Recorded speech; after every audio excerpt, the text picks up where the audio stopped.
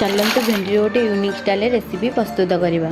प्रथम भेंडी को भल भाव धोई ने से जीरा सोरिष अदा रसुण लंका भलसे गोटे पेस्ट बनईदे।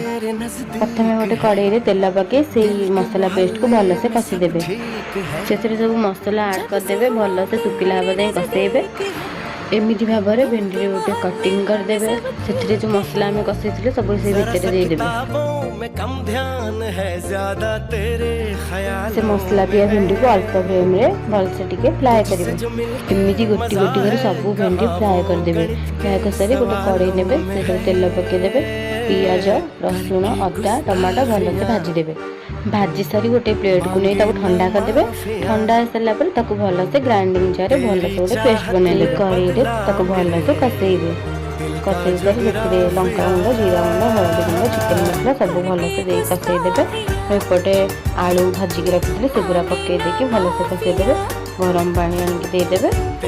झोलटा पूरा फुटला जाए छाड़देवे। आलू गुड़ा भी सीझीगला।